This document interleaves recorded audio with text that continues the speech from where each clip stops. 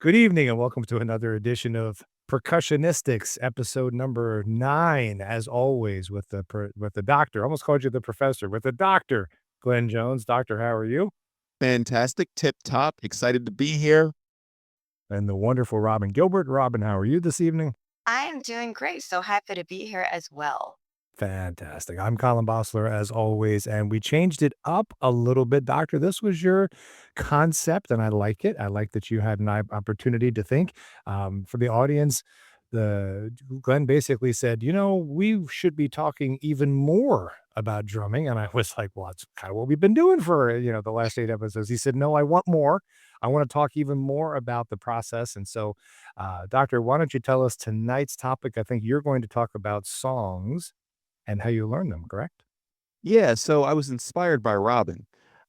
We communicate in between episodes, as you probably guess.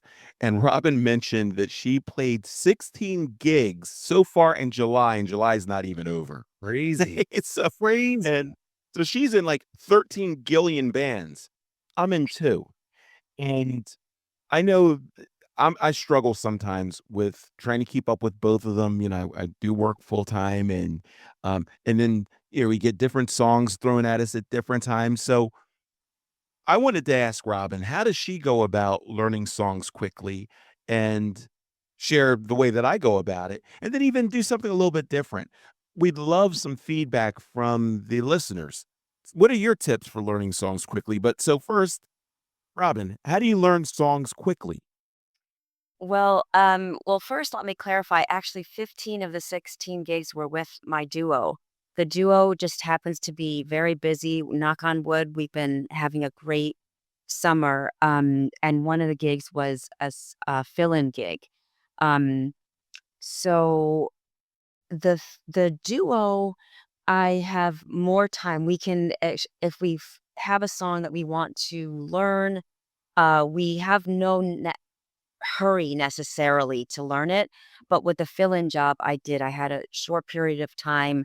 I knew some of the rep, but I had about 15 songs that I was familiar with the songs, but had never played drums on those tracks.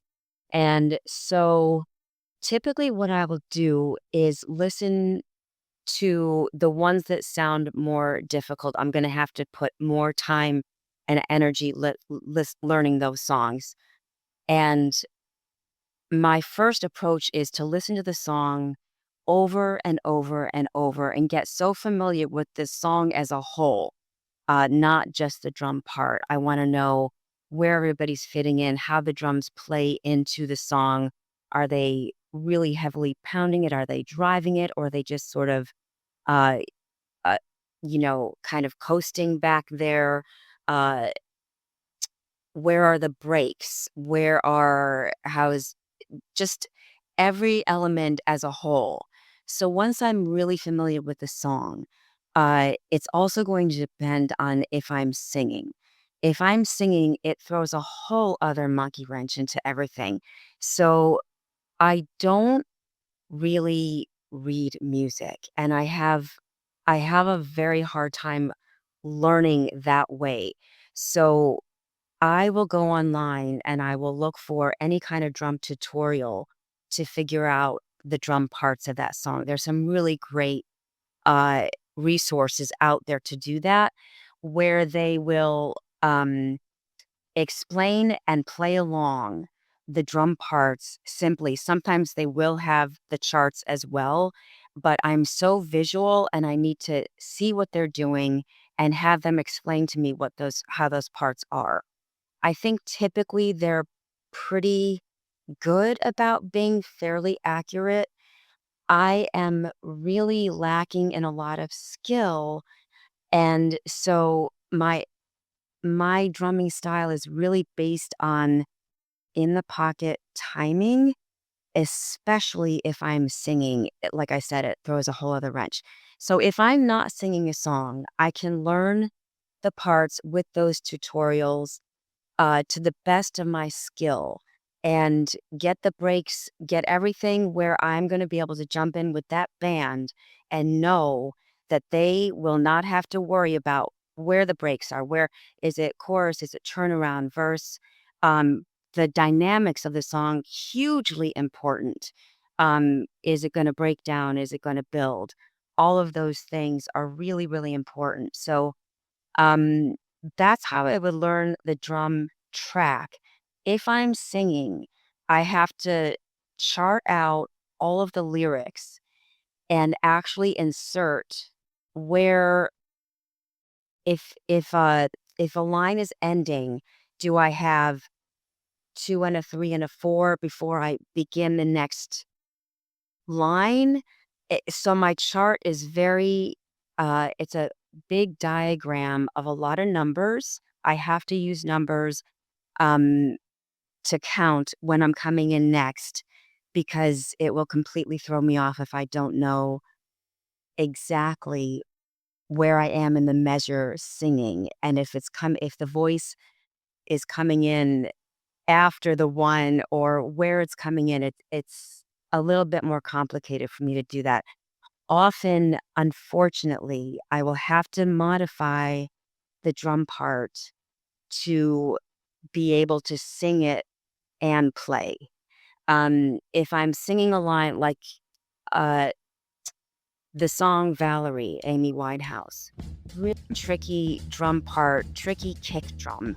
And I have to modify the vocal line a little bit, make it a little bit simpler, but then when I'm not singing the line, the next bar into the next verse, I can do the correct drum part. So I wish I had better skill to put that all together and always be accurate, but for me, because of my not wanting to lose timing while I'm singing, I do modify. So I first learn as best as I can the correct drum track and what they're doing. And then when I add the vocals, I might have to modify. So I don't know. I hope that makes some sort of sense. Well, a couple of things. We play Valerie too. I couldn't imagine singing that song and playing at the same time. And that's just driving. And an Amy Winehouse song is that popular? Well, I, Laura. yeah, Really? I'll have to check it out. That's my great song. I love singing it, but yeah, Glenn, it's a killer. And Yeah. I actually really, really put off even trying. We kept getting requests for it, and I was like, oh, I don't think I can even give that a try. I was so intimidated by it. I was like, oh no, there's no way. And then I thought, okay, let me not be afraid and let me see if I can make this work somehow. And I bit the bullet, and I'm not able to do it while I'm singing. Like I said, I go back and forth from where it is, but honestly, as long as I keep the timing and people can dance to it, then I feel like I'm doing a little bit of justice to the song. I'm not doing justice to the drumming, although, like I said, when I'm able to do it, I do. Yeah. So And another thing too, Robin, is obviously your skills are better than you're giving yourself credit for if you're playing that much. So that's at the end of the day, that's what it comes down to. So, but yeah, no. So real fast, when it comes to learning songs, the way that I approach it, I have two categories. One is learning the song, and the other is surviving the song. yeah. So, and the factor that determines which category is at play is how much time do I have? In a perfect world, I have enough time to learn the song as close as possible to the way the original drummer played it. I mean, I try to cop the beat and the fills as close as possible. Because by taking an approach that I wouldn't necessarily take in playing the song is going to help expand my drumming vocabulary. So ultimately, that's what I want to do. I want to be a better drummer as a result of this. And also, no matter how close I get it while I play along with the song, it's not going to play out like it will when I get with the band. It's going to go all over the place a little bit, but it's going to be pretty similar. But sometimes, as you know, Robin, we just don't have the luxury of time. There's been times when I've had to learn a song between sets. I remember one time I was simply sitting in with the band. We finished one song and I'm feeling pretty good. Okay, it's going really well. He turns around and goes, "We're playing such and such a song." And I said, that song's not on the set list. I've never even played it." And then he said, "Do your best." Turned around, counted it off, and I said, "Okay, well, here we go." Yeah. So when I'm crunched for time, I just try to ascertain, one, how are we starting? How are we going to end it? And when are the changes? So at least I can hang in there, then it's going to be okay. At that point, I just have to use whatever I have in my toolbox to play the song without throwing the rest of the band off and just kind of feel my way through. And that's surviving the song. As long as everybody doesn't turn around and look at me when it's over, I know I did all right. If it's, you get that look. That's so true, and I've had that happen so many times as well, especially with a fill-in job where they'll just look back and say, "Okay, we're doing this," and I'm like, the sheer panic, and then trying not to look panicky because we're actually there are people there there are people that are actually watching this, like, there's an audience, so, trying to keep cool and just, uh, try to keep a beat and not mess anybody up and do the best you can and keep smiling. Yeah, 90% of the audience aren't musicians. You're gonna have the few out there that will pick up on it, but unless it's if you're playing Wipeout and you're they're gonna know. But in most cases, they're not gonna say, "Hey, that beat was a little bit off." They're gonna notice the feel though. So as long as you can get that feel across, then that's something that I focus on when I don't have a whole lot of time. You're so right. Mm. Yeah, I agree. Well, I'm checking out this song by Amy Winehouse. I like it. It's catchy. It's a very catchy song. Never heard it before. So, has there been a song that either of you have found very difficult to learn? It took a lot more time than you expected. We I I was I'm sorry, Robin. I was in a country band. First of all, I was in a country band. That was my first band. So I didn't know a whole lot of their material in the first place, but we had a song called "Poor Me" by the Chicks. At the time, it was the Dixie Chicks. It's that rockabilly. I just couldn't do it. And then I think I missed nights sleeping trying to figure this out.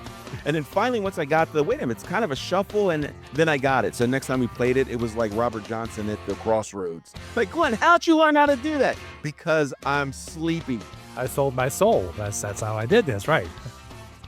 Robin, how about you? Has there been a particularly challenging song that you have lost sleep over, to use the doctor's example there? Yes, actually, so many, too many to count, but the one that really comes to mind is Jack and Diane. Really? Oh my gosh, I have such a hard time with that. I am a nervous wreck during that break and coming back in with that drum track. I'm getting nervous even just thinking about it. Yeah, I have to do Anxiety's building, huh? anxiety is building as we speak about it. Yeah. Even also, but I have to confess, I love the challenge of it. Like, I like living on the edge with that anxiety and wondering if it's gonna go okay. You know what? We're human. If it doesn't go great, what am I gonna do? But the challenge of it, but even now, just talking about it, like I said, I do feel nervous because that song really freaks me out. Yeah. Have either of you turned down a song and said, "Nope, I can't learn it. We're gonna move on," and you told the band, "It's not gonna make our set list. Sorry." I um I have tried one, and after attempting it, I couldn't sing and play it. Toto, Hold the Line.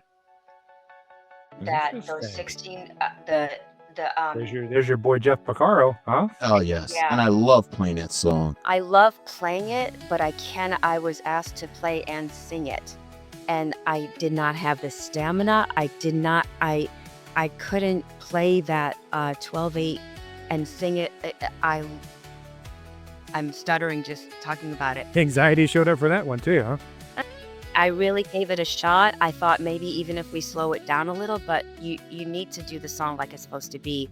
And if I only had to play it, that would be great. I could not play it and sing it, and I finally had to say, "I'm sorry, I can't do it. I can't do it." So, yeah. Maybe down the road, I'll re reinvest some time into it and see if I can attack it once again, but it wasn't coming off right. I didn't want it wasn't doing the song justice at all.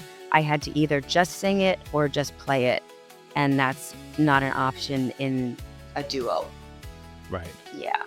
Glenn, how about you? Any of you you've bailed on or at least tabled for now? No, no, Listen to him. I will let them know. Ball. Listen, I think the test of it is, does that song show up again on the set list? And I've never had a song where I've told them right up front, this may not be. If we're doing Led Zeppelin, a lot of Led Zeppelin stuff. No, I'm not. I'm not John Bonham, but I'll do it convincingly enough that it stays on the set list, and for me, that's a touchdown. Okay. Yeah. Okay. All right. Well, excellent beginning. That's a fantastic topic, Doctor.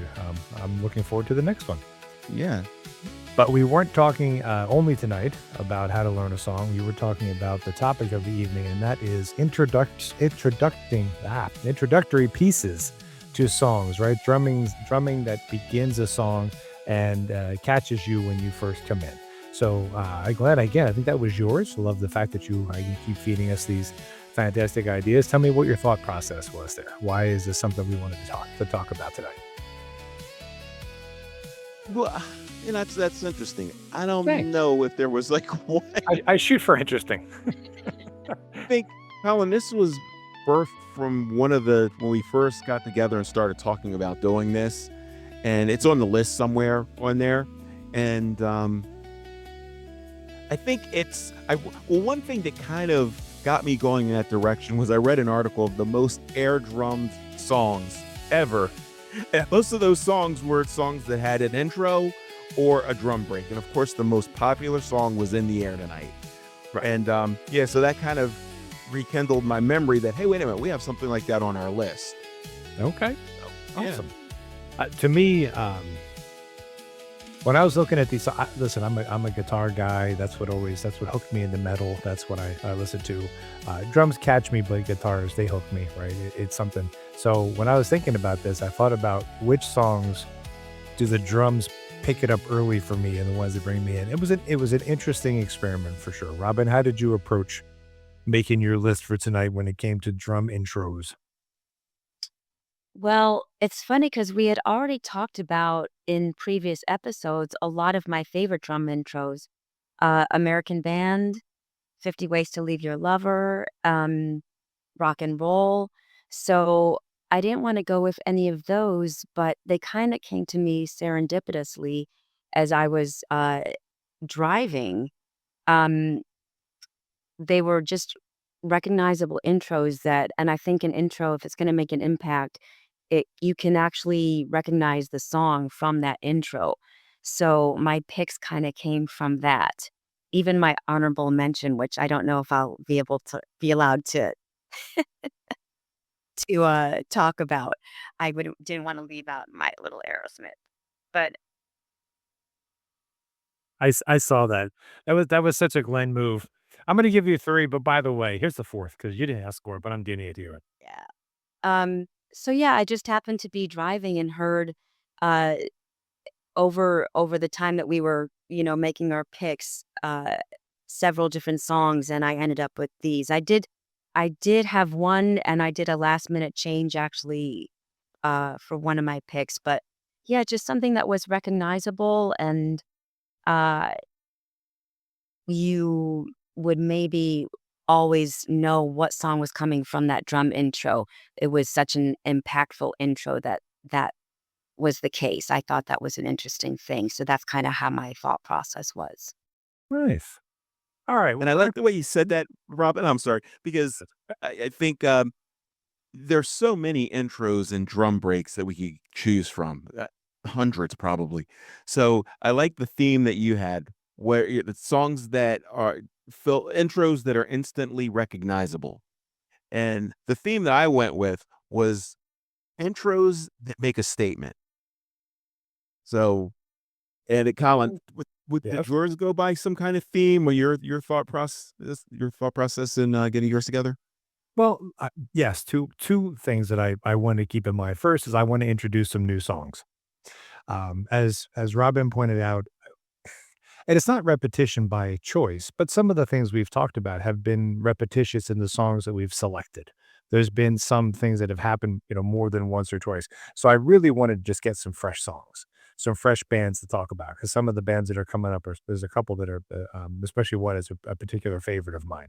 So I wanted to get some fresh. And the second thing was I love a story. I'm a story guy in music. I like to interpret my music. I like to close my eyes and listen to my music and picture a story. And these are songs that I can picture, or that I think have meaning beyond the lyrics. Again, we're going to get into those, but they're more interesting to me than other songs.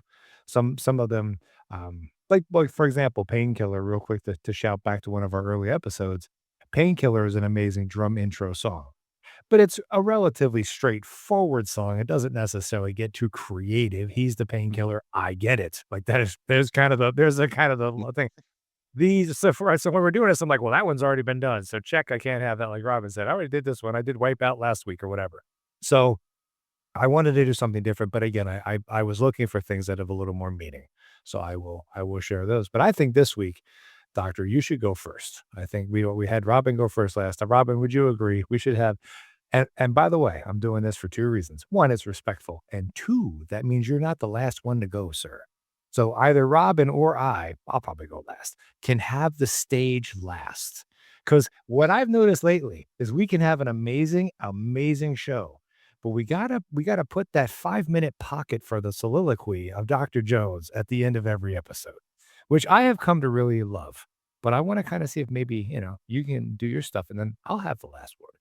Well, this is going to be interesting because I think this is a situation where you're hoping that I can be contained because you may not be able to stop me. Nope, he cannot stop you. We just hope to contain you. Okay? And that's your Tony Dorsett throwback right there, right? That's right. You can't stop him. You can just hope to contain him. All you can do.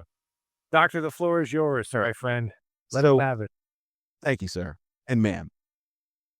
Like I said, my picks all carry a theme, and that theme is a statement. What do we learn? What made this song or this band different as a result of this drum intro? So my first choice is Eminence Front by The Who. Now, Kenny Jones joined The Who in 1978, and shockingly, he only appeared on 2 albums. He was with them for what, a decade, a little bit over that, only 2 albums. Face Dances, I believe, and It's Hard. And I don't want to act like I'm a The Who aficionado, but to me, the songs on Face Dances seem like Roger Daltrey and Pete Townsend were still in Keith Moon mode. Like it seems like if he was alive, he would have fit nicely behind the drum kit playing any of the songs on that album. However, It's Hard has a different feel. It's at least a little bit more driving and straightforward than anything that at least I recall The Who being. Eminence Front is emblematic of that feel. From the very beginning, the keyboard and whatever the rest of that electronic stuff is right before the fill makes you say, like, oh, wait, this is different. And then that simple and controlled fill going into the guitar hook brings it home. And then driving it is that deep pocket that he forms by the core beat of the song. I mean, it just grooves. It just kind of makes you rock. And I've said this before. I'm not sure Keith Moon could have done this. Not because he didn't have it. There's the Keith Moon diss again. You cut no slack to my man. He cut no slack, no quarter for Keith Moon. Oh no, it wasn't a slight. Like, so it's Keith Moon is Keith Moon. He brings that to the table.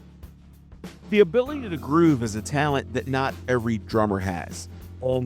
Not every drummer needs based on the venue, based on the band that he's in. I think Who makes a statement in this song that with Kenny Jones, they can enter into another dimension that they had previously never entertained. So just that song itself kind of goes, wait, this is a temperature change. And it starts right from that. Just that And even though the beat sounds really simple, if you listen to what he does in there, just dances around the beat a little bit. He's got the triplets on the hi-hat every once in a while. He just spreads all these things out and intersperses these little beats on the bass drum here and there, just adds a little flavor to it.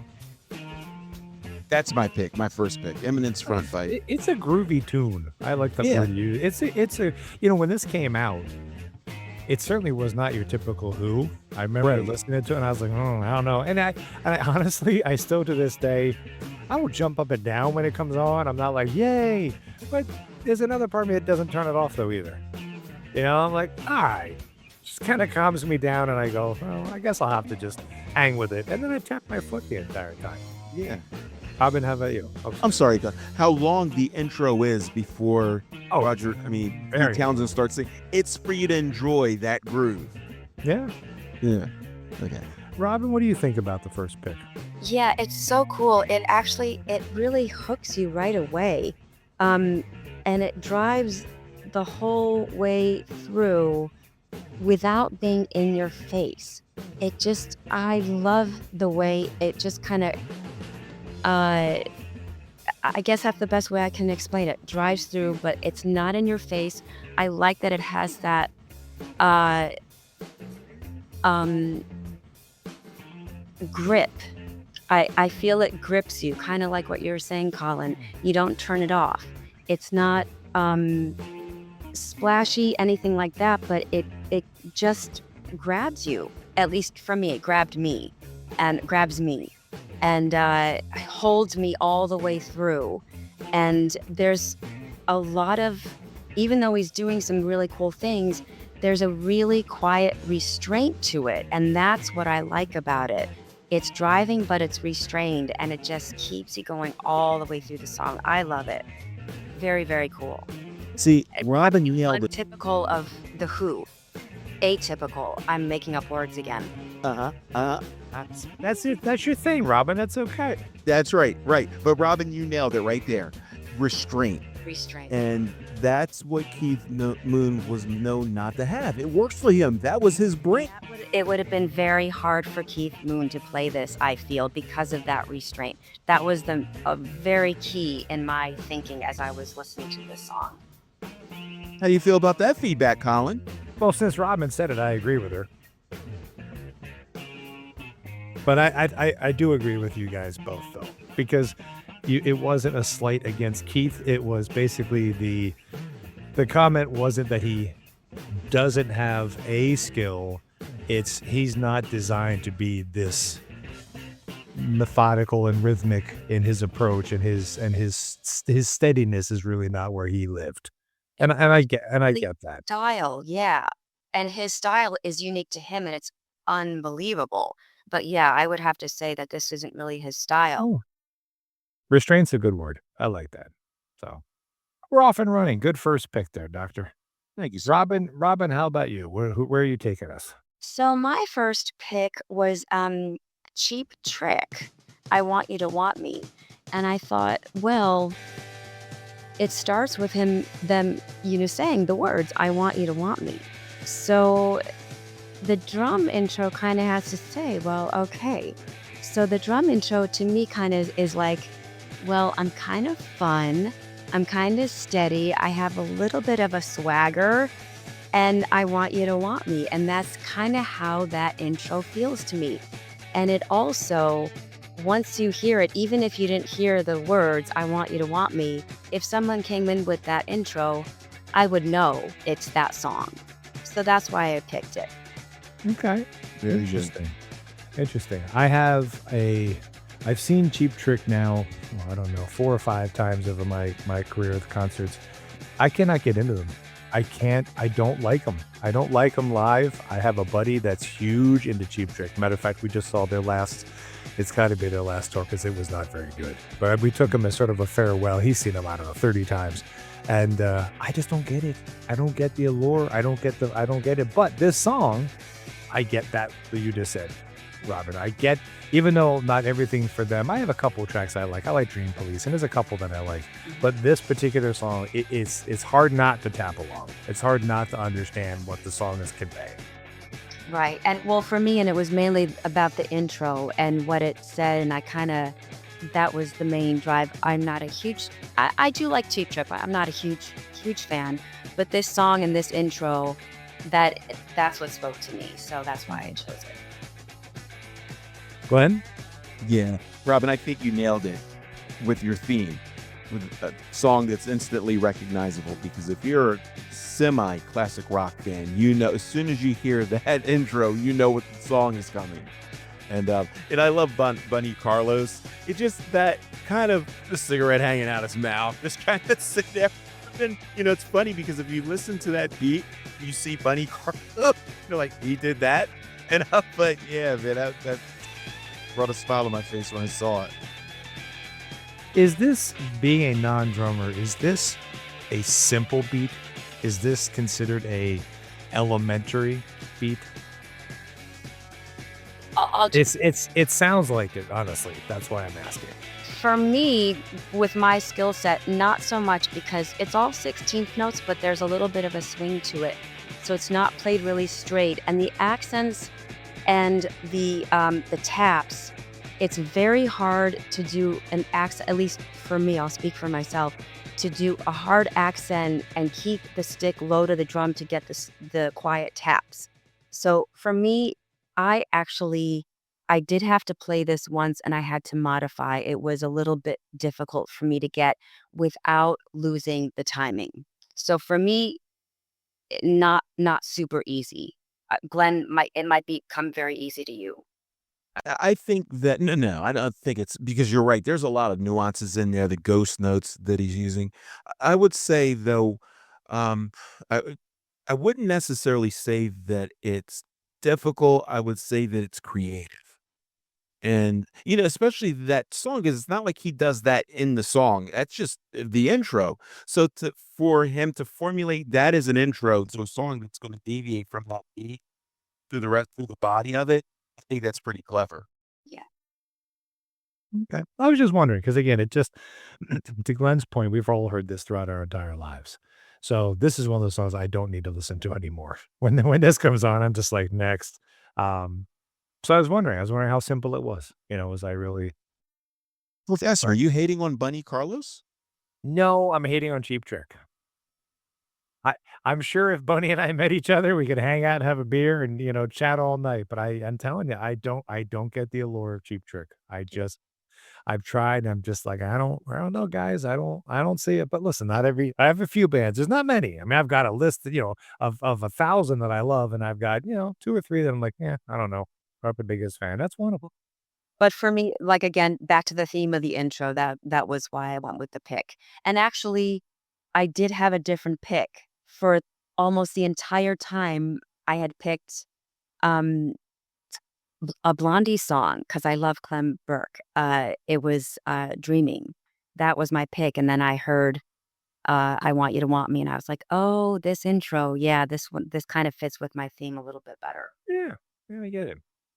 I'm kinda learning that too. If you wanna stick with your pick, don't listen to music after you make your pick. Don't listen to it until you get to the So next hard. episode. It's so hard to stick with a pick, it really is. Well, speaking of classic rock and intros that you can't miss, I picked Golden Earrings, Radar Love, as my very first one because, well, I didn't realize it was that Glenn was such a fan. I cannot wait to hear his conversation about this. But I think when you hear that first dun dun dun, and if the song kicks off, obviously you know where you are. But what I love about this song though is that, again, I love a story. The guy's in the car. The guy is driving, right? The guy is trying to get back to his baby, a little speeding back to my baby, Ace Frehley throwback there. He's trying to get some, and this drum beat through the entire thing. It's the wheels cooking on the highway, right? It's just constant. It doesn't stop. It's moving, it's going, and we're going for this ride for whatever it is, 6 minutes or the whole thing. And I just love the fact that the drummer I don't know, it's repetitious, but it's repetitious with intensity, and I'm gonna use your word, Robin. This song gives me anxiety. Not in a bad way, not in a bad way, but I know he's trying to get home. I know his hands are wet on the wheel. I know that he is, like, moving, and the drummer to me, it just catches me. And I just love the fact that it doesn't stop. The floor is yours, Dr. Jones. It's hard to say that it's hard to pick one favorite play along song. If I had to pick one song that I had to play over and over and over, and I basically do, is is Radar Love. I love it. First of all, I think that Caesar Zerderwich, something, whatever, I can't pronounce his last name, is a very underrated drummer. You listen to he could go from something like Radar Love and how he's bouncing around all those triplet fills and fast to something like Twilight Zone where he's just bringing it. Very, very good drummer. But one of the reasons why I play that song literally every day, I haven't played it today, but there's still time. That podcast is there's something in that song that helps make my drumming in other songs better. Everything from uses a single bass drum, so he does triplets and the little fill he does on that. The way he gets around the set, the little jazz. No, there's a little bit of everything. The train beat at the beginning. It's just really it gives you so much to work on. I love that song. Fantastic. Robin, how do you feel about that first choice? Are you with Glenn? Is this a practice song for you? It's not a practice song, but oh my god, in fact, I hadn't heard it in a while, so I was really happy to have this, re-enter my realm. Um, from those accents into that, oh my god, when he just starts coming in and it's so subtle and smooth and driving and just grabs you and does not let go. It's so cool, and the things that he's doing, like Glenn said, the things that he's doing around the kit and just so smooth. Just oh, I just love it. Yeah, great choice. I was really happy. I really, like I said, had not heard this song in a long time, and yeah. What's also interesting to me is the bass goes with the drum really well in this song. To me, it's a very because we talk about all things percussion and we talk about the rhythms and things. I think the two of them together are also a really perfect match in this song. Again, it's like what 6 minutes or something for the whole thing, and it's interesting to me how much the bass also plays along with the drums and really lays down. I don't know, just this great background, and you can hear both clearly. I like how the guitars, you can hear the guitars, but there's plenty of room for everything to breathe. It's not overwhelming, Yeah. it's not crazy. Everybody has their breaks and has their moments and little drum parts. I'm listening to an alley, so it's just really nice that everything had a chance to breathe in that song, and it was a very well put together, composition. We play this song every gig. We end the set with this song. Oh, really? I think, yeah, the bass player and I, his name is Iggy, bonded over this I song. mean, how can you not? That's it, because they constantly reinforce each other without taking anything away from each other. It's beautiful. Yeah. All right, Dr. Jones, your second selection, please, if you All would. right. Wow, that was fast. That's right. I am up. So, Well, there's only three of us, sir. all right, yeah, that is true. And We were gonna have 7 let's see. guest hosts. I Again, went. we figured out to. I went. Robin went. Colin went. Who's next? Um, so Oh, crap, it's me. it's me.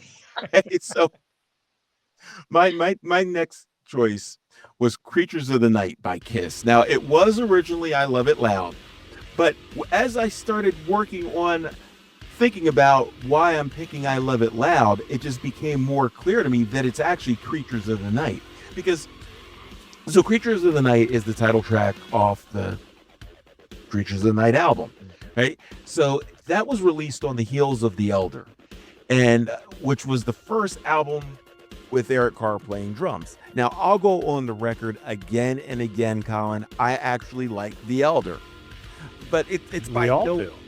Yeah, is it a standard Kiss album? Absolutely not. They were shooting for something. From a critical standpoint, they missed, but I enjoyed it. But by no means is it akin to Kiss's normal material. Right. No. It's so much better than Unmasked, which was dreadful. But that's a whole other conversation. Now, it was right after Unmasked. So yeah, Unmasked is absolutely horrendous. But anyway, No, Unmasked has, it's a pop album. I enjoyed that too. we'll move on. Okay, so now the Elder Elder gave us a glimpse of Eric Carr's power and his chops, but I don't think that we really got a chance to know him as a drummer, especially in the context of Kiss's normal habitat, their musical habitat. I'd say that happened on Creatures of the Night. From the opening track, you listen to that one measure fill, that one measure intro, and then he goes into Creatures of the Night, and Robin mentioned earlier about whatever she said, drums weren't in your face. She was talking about Eminem's front. Well, this song, the drums are in your face. He's gut punching you in the jaw. Anatomy can be questionable. He's just bolo punches all the way through. He does that from the opening measure all the way through the end of the album.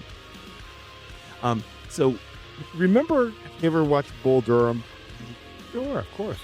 So the Timothy Robbins character, Eddie Calvin Nuke Lelouch, and he said in the movie, "I'm announcing my presence with authority." He was trying to anyway. What are you doing? I'm announcing my presence with authority. Well, that's what Eric Carr does in this song. You know right from the beginning, you know how much I love Peter Criss. But as soon as you hear that intro, you go, this ain't Peter Criss anymore. And this isn't Kiss doing the Elder. This isn't Unmasked. Even though, I think Antoine Fig did a great job on that. Sure. But you knew right from the very, very beginning that the direction has changed. And so going with Creatures in the Night, the intro for that song. Well, if you don't mind me going first, Rob, I mean, obviously we talk Kiss a lot. Our love for Kiss is well documented and will always be well documented. This is as disappointing as Unmasked was, and although I did like Elder as commercially of a flop as that was, Creatures in the Night brought back Kiss in a major way. And I agree with you, Glenn. Eric Carr had a lot to do with that.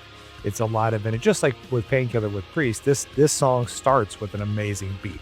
This song starts with a grabbing beat, and the whole record's just fantastic. It's a great reintroduction for Kiss. But I think this song is in your face is the best words I have. Like you said, it's I don't know about bolo punching anybody, but in the face is where I would go with this. Gut punch to the jaw? Gut punch to the jaw. I mean, it's a very long jaw, but Robin, are you punching anything or gut punching anything? Visualize this gut punch to the jaw, and that would It's an uppercut. It came up that way. and I confess I'm not a huge Kiss fan as you guys are. I do like them, but I think not quite as much as you both are fans. That would be hard to do, Robin. It really would. That would be that would be a very strange thing if you had achieved where we are. Okay, I appreciate that then. And I literally just got Glenn's note right before, so I took a quick listen to it, and yeah, gut punch for sure. I love that first bar, that intro. Just talk about setting a tone. It's right there in your face, and that's to have an impact like that to set up a song. Fantastic. So whether I'm a fan or not, that I can completely appreciate, and it is enough to make me actually want to listen to the rest of the song because even just from that one bar, literally. So yeah. You know what's interesting too, Robin? Eric Carr was maybe 5'2"? He was a little guy, but so powerful.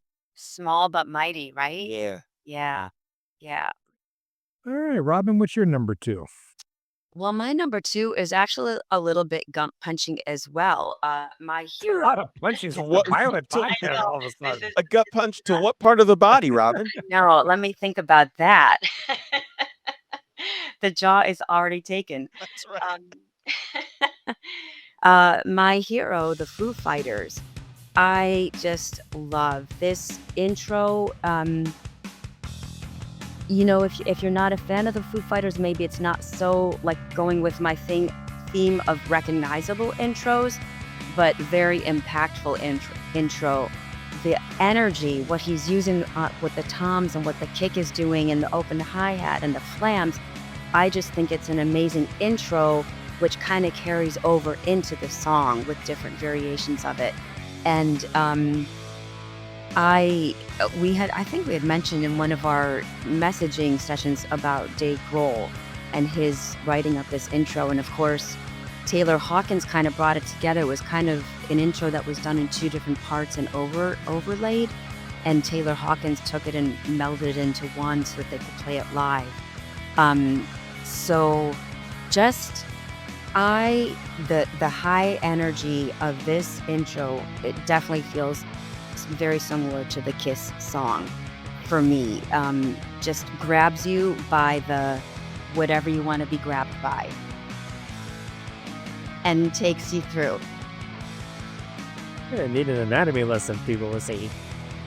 Thanked. I used my own restraints there. Doctor, what are you thinking about my hero here from the Foo Fighters? I think that Robin nailed it. It's hard to describe it, and I could use different words, but we'd still get to the same place. I didn't realize, though, Robin, that it was actually an overdub, and that Taylor Hawkins worked out the way of doing it live. Yeah, there were two different versions. I guess it was recorded in 1997, and I learned in my research of it that there is a way to kind of meld it into one track. So yeah, I thought that was pretty interesting.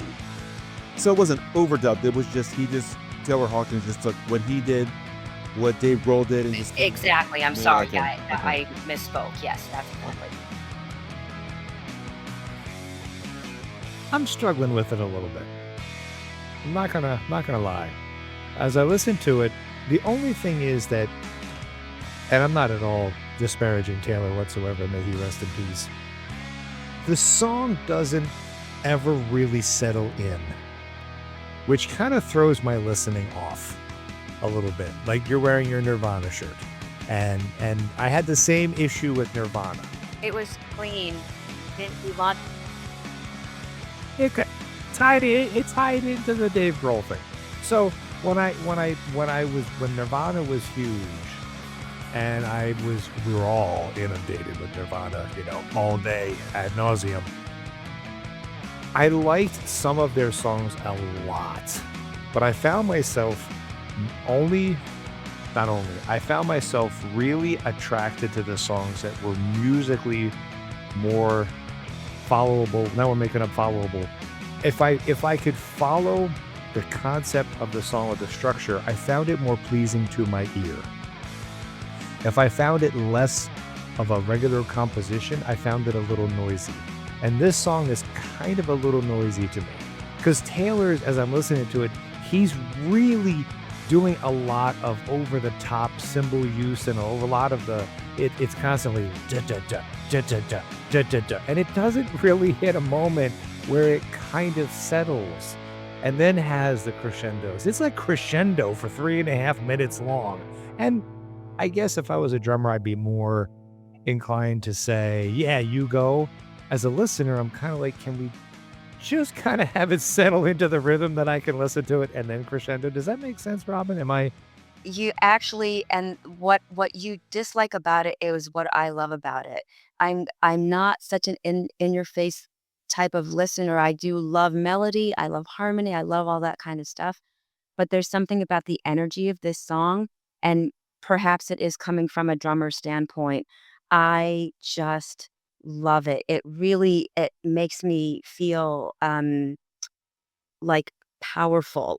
I feel like it gives me this feeling of wow, if I could do that, I could do anything.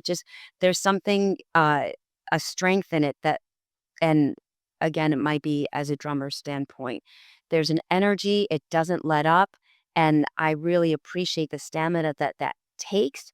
And it's just that kind of song that it's not meant to have anything other than that from my perspective. And there's something about that is very appealing to me. It's not typically what I would listen to, honestly, but this one grabs me and carries me through. And I can see that.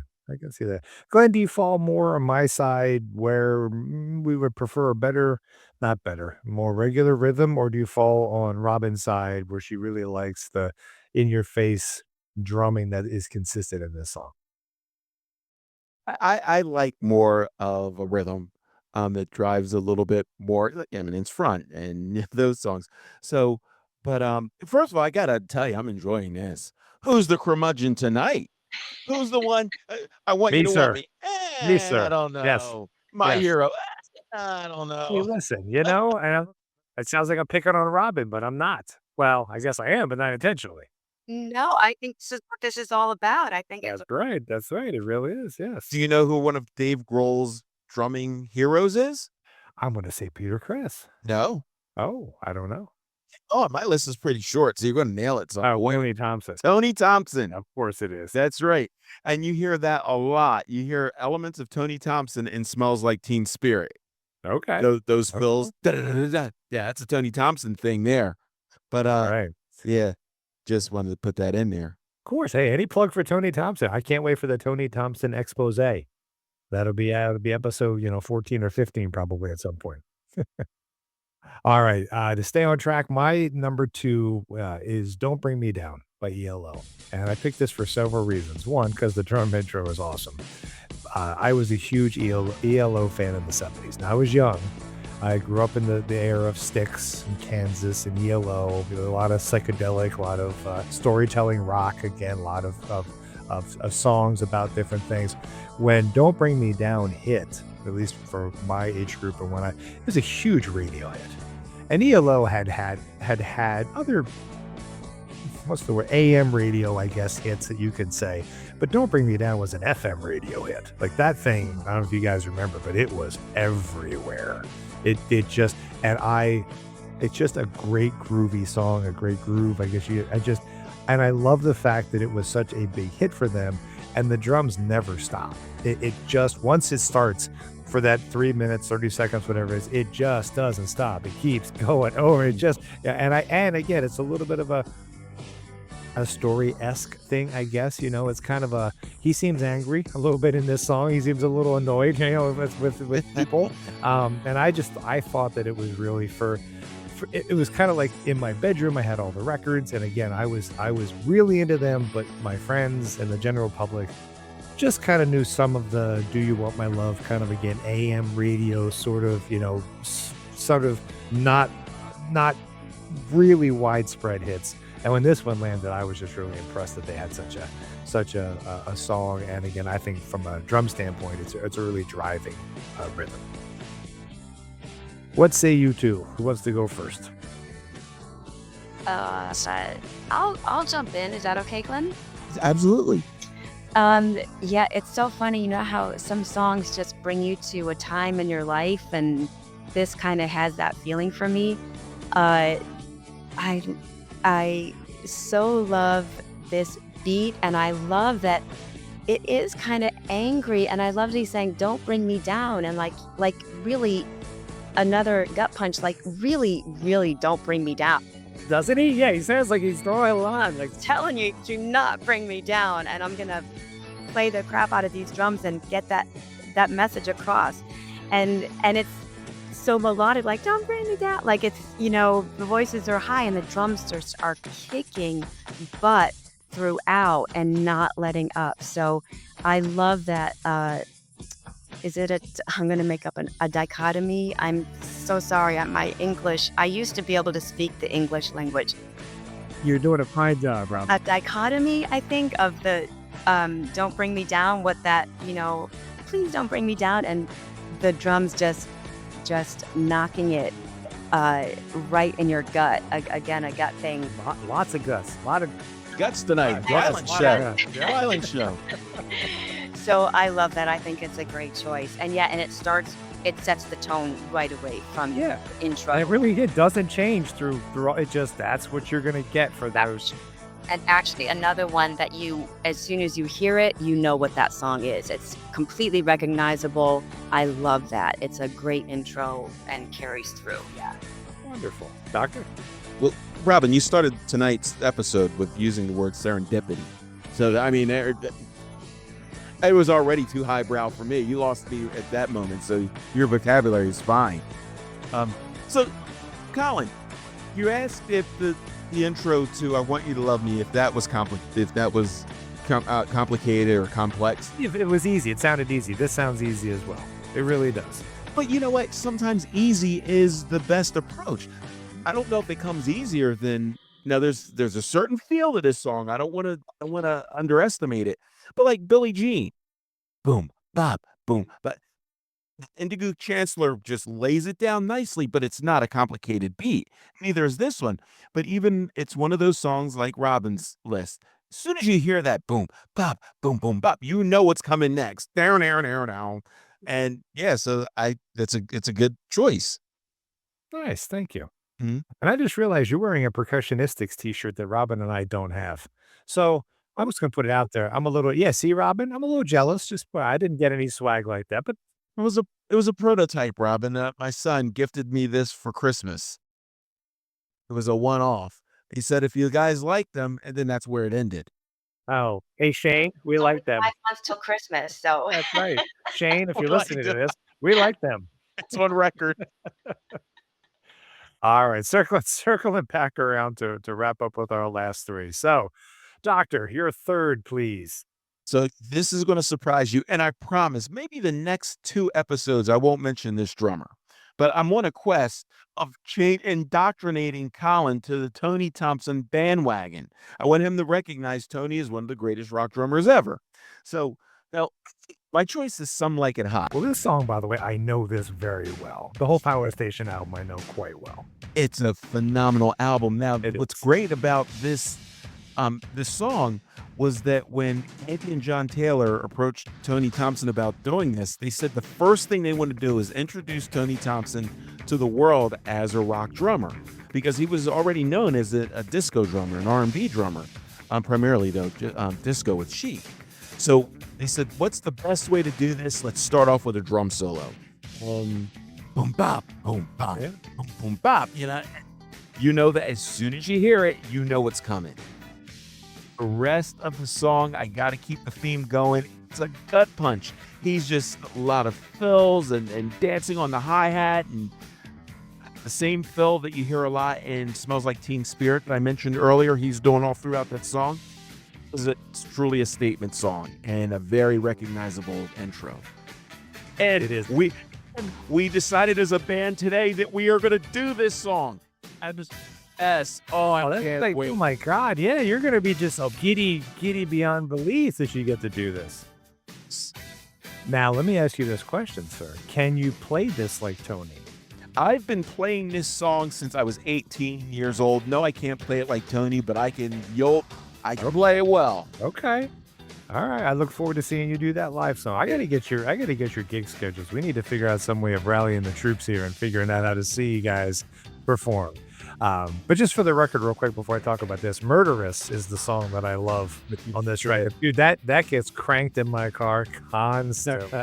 That is the thing. But anyway, yeah, when this came out, but to your point, I didn't know Tony.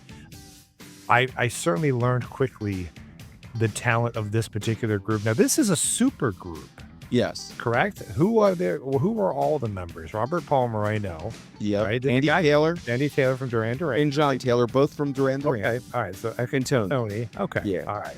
Uh. Yeah. When this came out, this got a lot of love and a lot of promotion because Duran Duran was big, huge at that point. But I thought it was really well done. And this song, it's weird to me because it has a big beginning, a very chunky, very heavy beat, and then he sort of settles in, and the little guitars making that little background noise and stuff. And I don't know, it kind of becomes fluffier, I guess, in the middle. It doesn't stay so heavy. The gut punch, maybe a punch in the arm, and not the gut. Maybe it's one of those things, just in the arm, not the gut. The gut's a little vicious. Maybe it's just an arm. Just that bass drum. He's got a sledgehammer bass drum that gets you in the gut. Through the whole thing. Through the whole thing. Robin, what about this song from your perspective? This song, I think this is my favorite intro of the night, honestly.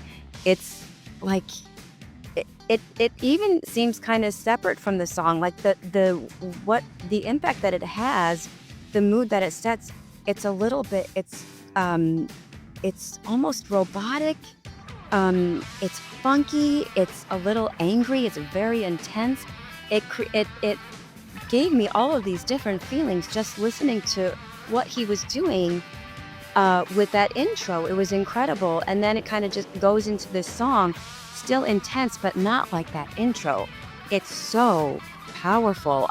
I'm so excited that you're going to be doing this song, Glenn. That's amazing. I'm quite impressed. Yeah, this is an amazing intro as far as intros go. Yeah, it really punched me in the gut. I had to say it.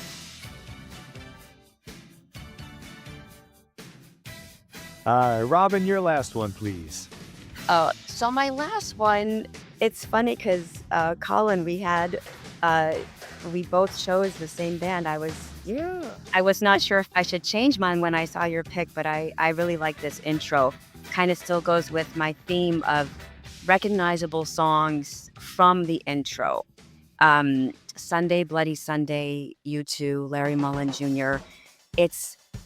I just am so impressed by just 16th notes going from the hi-hat to the snare and how interesting he made this. It's just, something that really could be so simple can be completely interesting, and I love that so much. It just does something for me, and it is completely recognizable. Like I said, the intro goes with my theme, and I don't hear a lot of something like that. And going back to, I'm sorry to be repeating myself, but something so simple that sounds so interesting. Less is more, and what that does, it makes a real statement, in my opinion. And I love the rest of the song. He kind of carries it through with different variations, and drives the train home with it. Yeah, for me, what's interesting about this song, I respect I respect U2 more than I like U2. Not U2. U2 the band. And I think it's You hear that, because Robin? That punched me in the gut, Colin. well said. Because I think that musically U2 is very interesting to me.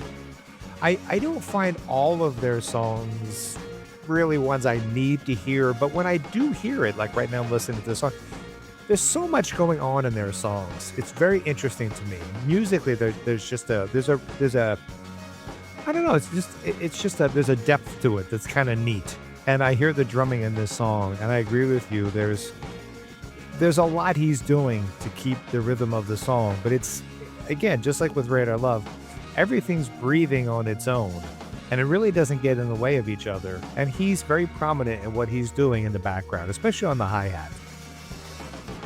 Yeah. Glenn, your thoughts on U2 and this song? Because you're going to get a double U2. You're getting a double shot. Yeah, Double I shot see. Tuesday concept here. Yeah. I like, when you first listen to that, I remember hearing the intro for the first time, and it seems so complex. And then when you really break it down, it's not. And that goes a long way in showing Larry Mullen Jr.'s precision. He took something like that, and with everything falling right where it needs to fall, the dynamics right there, sounds like something really difficult's going on. So I like that. U2 in general, not a huge fan. I think I like them under a Joshua Tree or beneath the Joshua Tree, chopping down Joshua Tree, something about Joshua Tree. Yeah, I think from there. Yes, there's an album about something about the Joshua Tree. They were just talking about drums, but I think from there they kind of got like self-important. But those kind of like Larry Mullen Jr.'s groove. He just has a nice, simple, laid-back approach. Less is more. Does a really good job with that. Yeah, I like that. And even the concentration that I imagine it takes to keep that going throughout. Yeah, I think it's pretty cool. I like it. And the album, by the way, is just called The Joshua Tree. Not ch they're not chopping, They're they're not not climbing. Not around There's it, under there's it. no verbs going on. It's simply just the Joshua Tree, sir. Oh, God. Well, to continue with the U2 and to put the final song into our selection, I also went with U2. I went with Bullet the Blue Sky. And for the same reason, Robin, I thought musically it was very interesting. I again love the drumming part of all of this. Um, there was a few of them that I looked at, and I was like, which one do I want to pick? But I mentioned the stories. Bullet the Blue Sky to me has a and I think, what did you just say, Glenn? They got too political for your Self-important. self-import. There you go. And there is Bullet the Blue Sky definitely has that political backdrop to it. There's a lot of messaging going on in this particular track. But I thought the drumming started the song with a really kind of it's almost sad, I guess. Maybe it's a little melancholy. It's a little dirty, if I may use that word. And it stays kind of just there in this sort of muddy, kind of hanging in the gutter the entire track. And I thought that was a very attractive quality to the song. While he sings about all the things that are wrong with the planet, I thought it was kind of interesting that the drummer kind of just stays again in that sort of thickness in the background there. Yeah, kind of a murkiness. Yeah, because he doesn't really change anything. He's just I don't know, when I was listening to it, I don't know, he just stays very sort of calm. But it's not a happy calm. It's not a pleased calm. It's just sort of, and again, the bass player with him, I don't know, they just sort of just stay in that murkiness. Yeah, I feel like the intro is completely mood setting. It really for me, it puts you in a space. And it actually reminded me a little bit of a song from a previous episode, Give Me Novocaine, the Trey Cool drum track on that. It's kind of, yeah, there was something really similar about it, but I love that it sets a tone. I think, again, an intro having an impact like that, where it just puts you in well, I'll speak for myself, it put me in a place. And I love that. It had a very cool groove to it. Just, the best word, like we used a lot in the last episode, a vibe and a mood. And I love when drums do that. A lot of times a guitar will do that, a keyboard, another instrument will do that. But when a drum can kind of just sort of let you lay there in that, the murkiness, or the swamp, yeah. I think that's really cool. I love this intro, and I love that it carries it through. There's a real feel to it. I love when a drum can give you, it's not, again, in your face, it's not doing anything like that, but you get a vibe from it. At least for me, I get a real vibe from it, and I think that's really cool. Glenn? Yeah. So I'm thinking, if whoever wrote this, if Bono, no, if Bono wrote it and said, "Hey Larry, this is kind of a somber song, so give me something melancholy."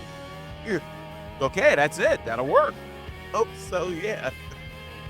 Yeah, if I get melancholy, that it's and he does it. I'm listening to him right now. He's doing his spoken word piece, and again, I don't know if I need all of it, but I just felt that because YouTube had hit us with so much, because this was a later song off of the Joshua Tree, and I remember just thinking, is it necessary for hit purposes? No, not really. Again, this is like number 4, number 5. But at this point, I was kind of YouTube. We were, at least I was anyway, a little OD'd on all that. But when it came out, it just sort of caught me that it was at least had the music. The music met the messaging and sort of stayed with how he wanted to sing this song. And I thought it was kind of catchy. I thought it was at least something of that was less popish and kind of stayed where it needed to be. So. Right. And for an intro, because we were talking about intros and how that is. So, yeah, fits the theme. Right. All right. Well, any final thoughts from any one of us about the songs we've chosen? I think personally, I thought we chose some pretty amazing songs tonight. Well, I think the most intriguing song on the list is the one that wasn't mentioned, which was Robin's honorable mention. I was just gonna say it was. The sleigh. Wait a second. I gotta get my on. Okay, go ahead. Yeah. Go Well, ahead. because Walk This Way is certainly the biggest crossover drum intro probably ever. And Rap and with R&B. Yeah. those two measures, even if you only heard one measure, you know the song and how great. Kudos to that. That gets a mention in my book. Now, how come that didn't make your top 3? How come that wasn't I'm not disagreeing with you at all, Robin, but how come that didn't make the cut? Because I'm so obsessed with Aerosmith, and I thought it wasn't fair that I like carry my whole obsession into the. Fly the flag, Robin. Fly the flag. We'll make it happen. I just, they, yeah, it was there and then it wasn't, and then I thought I have to somehow manage to squeeze it in. So I kind of, yeah. It is a very infectious groove. It's an infectious song. It really is. Immediately recognizable and fairly simple. Yeah, I thank you for allowing my honorable mention and my Aerosmith. I'm glad that Glenn didn't let us miss it. We almost. All right, Doctor, we've got a couple minutes left. Are you ready? Go ahead. The floor is yours. Anything No, missed? no, I thought there were the excellent choices, fun episode. Actually, it was better than I thought it was. Not that I was expecting anything less. I just, we got a lot of mileage out of it. It was good. What a great phrase. It's better than I expected, but I wasn't expecting less. That's a dichotomy. You had to be expecting less if it wasn't as bad as you were expecting. Well, I wouldn't have thought that it was going to be a bad one, but I didn't know that we would be able to. First of all, we agreed more than we usually do. Except for Colin, I don't know. That first half of Robin's was pretty interesting. Well, listen, I got to be honest. I got to be me. I would not have said a thing about Aerosmith. I would have said rock on. That sounds great. But she picked Cheap Trick. I'm sorry. I can't let that go. That's just. But it's funny because I picked not necessarily bands that I like or listen to. I really was going for intros that were impactful and meant something. So I was going for a theme, and I love that it doesn't matter necessarily whether you liked the band or not. I was curious about how you felt about the intros to these songs and how they carry through the rest. So, yeah, I thought it was interesting. Wonderful. All right. Well, I think I don't like there. I think overall, everything went very well. Like you said, I thought I always am very positive. It went exactly as I expected, Dr. Jones. It Did it really? It did. It was a fantastic episode. Look at us. Fantastic episode. What's not to love? All right. Well, on behalf of Robin Gilbert, on behalf of Dr. Jones, I'm Colin Bosser. Thank you for listening. Do we have any idea what number 10 is going to be? Because now it's number 10. Yes, we do. Do Is our top 2 albums best drumming from start to finish? Oh, when did we come up with that idea?